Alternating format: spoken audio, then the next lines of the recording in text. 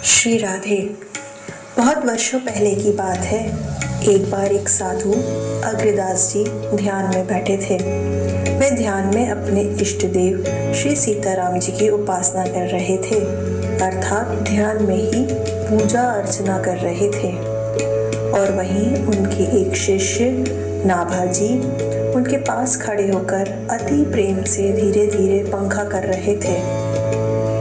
तभी मीलों दूर अग्रदास जी के एक शिष्य समुद्र में जहाज से कहीं यात्रा कर रहे थे। तभी उनका जहाज अचानक भंवर में फंस गया और रुक गया और किसी भी उपाय से आगे बढ़ ही नहीं रहा था। तब वे शिष्य अपने प्राणों की रक्षा करने के लिए वहीं से अपने गुरुदेव अग्रदास जी से प्रार्थना करने लगे, हे गुरुदेव मेरी रक्षा करो। इधर अग्रदास जी तो ध्यान में लीन थे, लेकिन उनका ध्यान टूटकर भंवर में फंसे शिष्य की तरफ जाने लगा। ये सब नाभा जी देख रहे थे। तभी तुरंत नाभा जी ने अपने हाथ के पंखे की हवा से ही जहाज भंवर से बाहर निकाल दिया एवं गुरुदेव से बोले, गुरुजी वो जहाज तो फिर से चलने लगा, अब आप फिर से श्री सीताराम जी के ध्यान में लीन हो जाइए। श्री अग्रदास जी ने आंखें खोली और बोले, अरे कौन बोला? तब नाभा जी बोले, गुरुदेव आपका एक दास जिसने हमेशा आपका ही प्रसाद पाया है। अग्रदास जी को बहुत आश्चर्य हुआ एवं वे बहुत प्रसन्न हुए।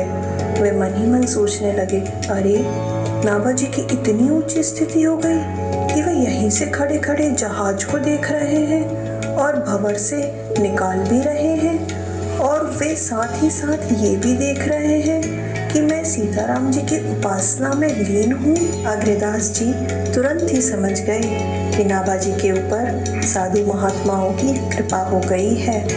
तब वे नाभा जी से बोले, बेटा तुम्हारे ऊपर संत महात्माओं की कृपा हो गई, अब तुम उनका गुणगान करो, उनका चरित्र लिखो। नाभा जी ने कहा, जो आज्ञा गुरुदेव। तब हमें भक्तमाल रूपी अनमोल निधि प्राप्त हुई। और पता है, भक्तमाल के प्रधान श्रोता स्वयं भगवान ही है। भगवान को भक्तों का चरित्र बहुत प्रिय है।